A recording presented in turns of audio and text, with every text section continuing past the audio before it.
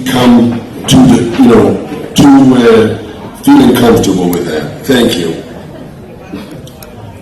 Good evening. It's evening. We had a wonderful morning, and it's now evening, and it has been a marvelous day, and I can't begin to tell you how wonderful it is for me to be with you, my dearest, dearest friends. Words pale to express Malki's and my gratitude to all of you who have labored to make this grand opening such a meaningful experience.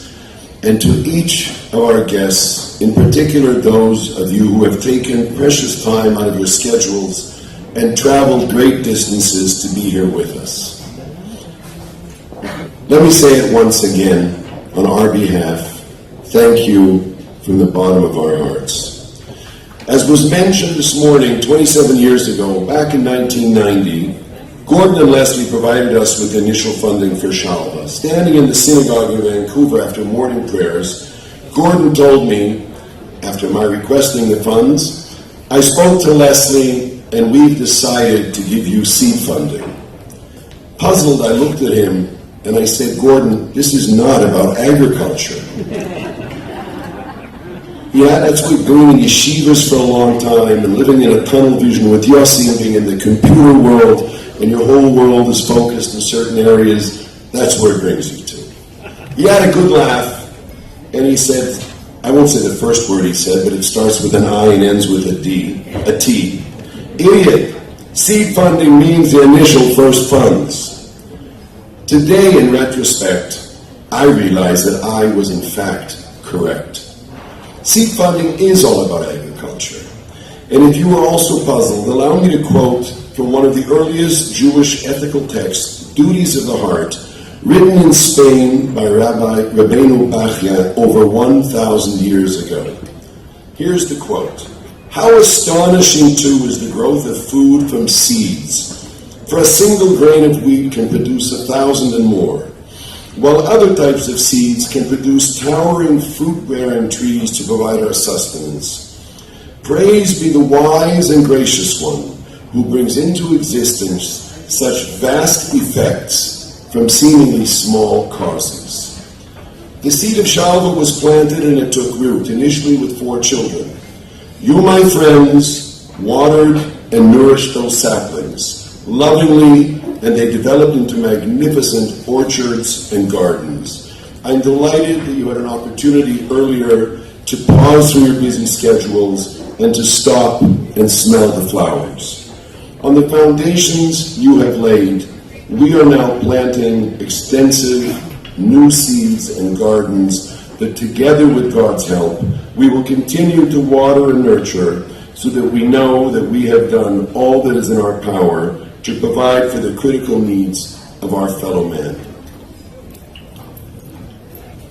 Not in the remarks, I do, before I close, want to share something that I thought about a little bit earlier when Norm was up here. Norm is the President of American Friends of Shalva, and although he talks about how challenging it is to work with the Samuels, let me tell you, a man who manages companies and invests companies and demands those standards from our organization, we're very willing, but he has taught me a great deal over the years, and I thank you for that, Norm. One of the things is we face significant challenge in trying to finish this building and the funding. Norm would often say something to the effect, comment, what is going to be? And I would, in the best way I could, meekly say, Norm, whatever I said, with God's help, we'll get by. And Norm was always bothered by that, and I understand. And finally he said to me one day, for God's sake, stop saying that. It's not enough I have to deal with the issues with you. I have to worry about God's going to help. Let's get it done. And there was a board meeting late last year, at which time it became very clear that we'd got loans from the banks, the building was being finished, and we knew that this thing was a done deal. And at the board meeting, Norm said in his usual way, gave a preamble, and said, gentlemen, I'm happy to share that we have arrived and the building will be completed. He paused and he said, with God's help.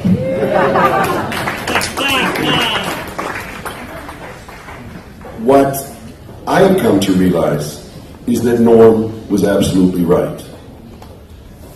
He was right in the sense that it was irritating to hear with God's help. Because when I look at this room and I see truly the miracles that have been accomplished here, I tend to believe that it is no longer with God's help. It's just God himself doing it all, and we're just along for the ride.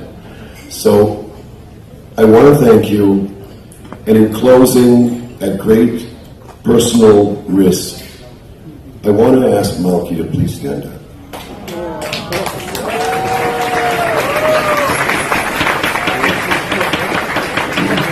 I can't see if she's standing up, but one way or the other, I want to say thank you, Malki, for this incredible ride.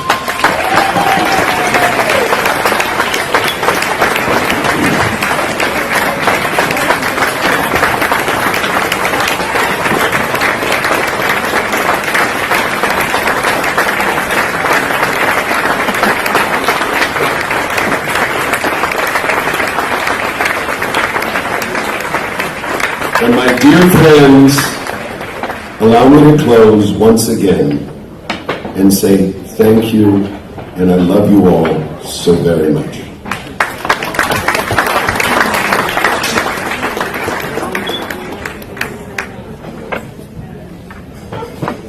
Now, my dear friends, we invite you to relax and enjoy an extraordinary culinary experience courtesy of Chef Paul Asenheim at this dining room named after Bezalel Binyamin, and thank you to the family members who are with us tonight.